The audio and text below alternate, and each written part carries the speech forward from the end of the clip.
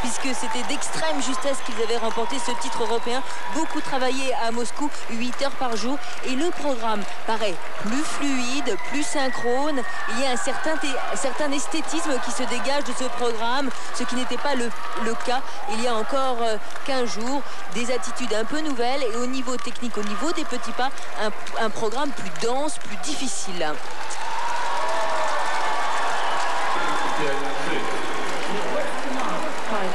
Les notes, eh bien écoutez, il y a de la place en ce qui concerne le lituanien, l'américain et le français ainsi que l'italien dans la première note. La deuxième note est assez haute et même très haute.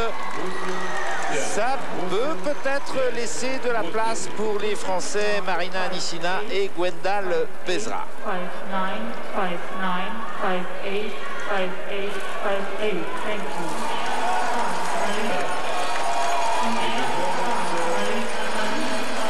Les voilà, Gwendal et Marina, deuxième au championnat d'Europe, deuxième des derniers championnats du monde. Ils ont gagné 3 compétitions cette année, le Japon, les États-Unis et la France, le trophée Lalique.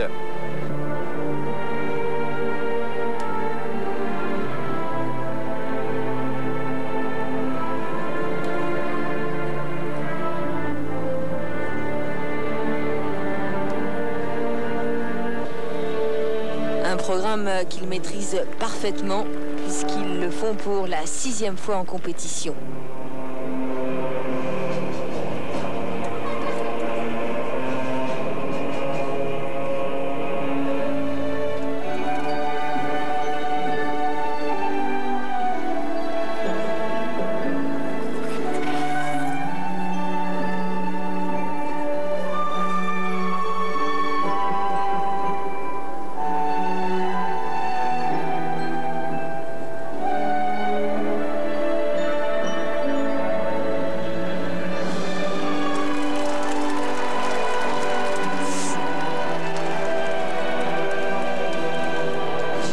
Sur cette sortie de portée.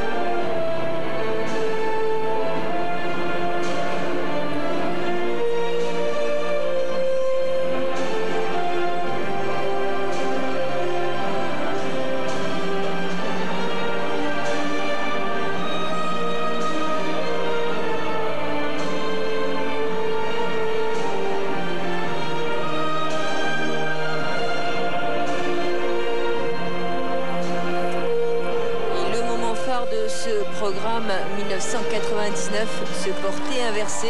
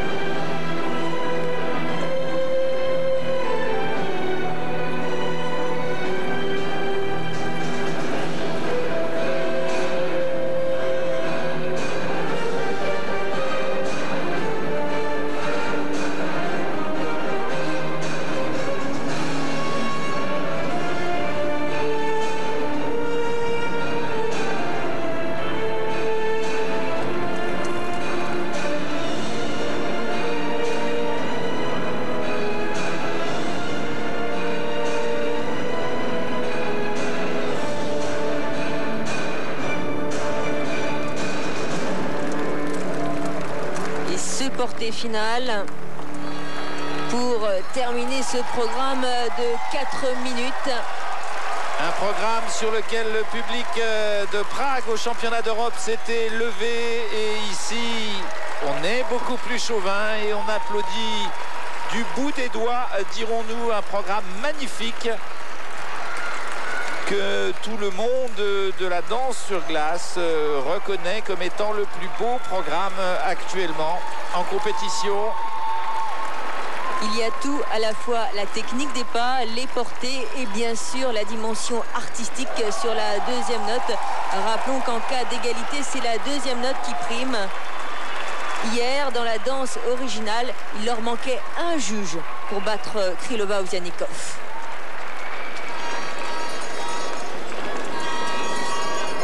Le moment phare, justement, avec ce porté acrobatique où Gwendal se retrouve quasiment en grand écart sur les genoux de Marina. Léna, notez bien, la tendance va-t-elle s'inverser? Pour le moment, sur la première note, 3 juges seulement les mettent en tête. Voyons pour la deuxième note. Eh bien, c'est haut, c'est insuffisant quand même pour battre Krylova Ovsyannikov. Une fois de plus, les Français terminent deuxième derrière les Russes et on ne peut que le déplorer. Une fois encore, il aura manqué un juge à Marina Anissina et Gwendal Pesra. Krylova Ovsyannikov donc remporte cette finale du Grand Prix devant les Français et Lobacheva Averbuch, le deuxième couple russe médaillé de bronze. Marina et Gwendal pensent déjà au championnat du monde. Les championnats du monde, c'est très bientôt, ça reste 12 semaines, donc je pense que ça va changer parce que là, on savait qu'on est en Russie, ici, il y a beaucoup de pression, travail avec les juges de côté de Russes.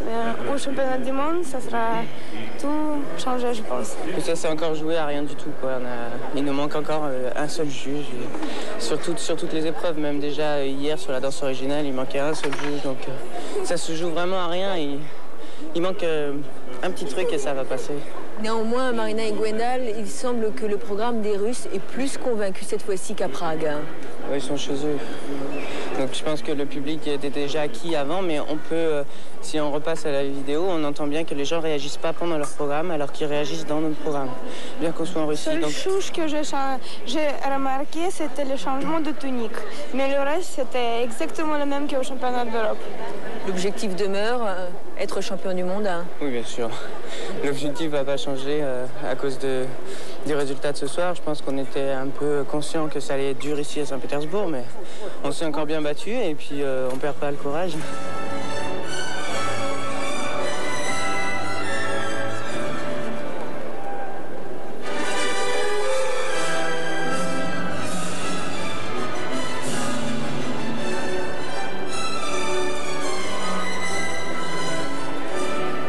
Ils sont déçus, Marina et Gwendal.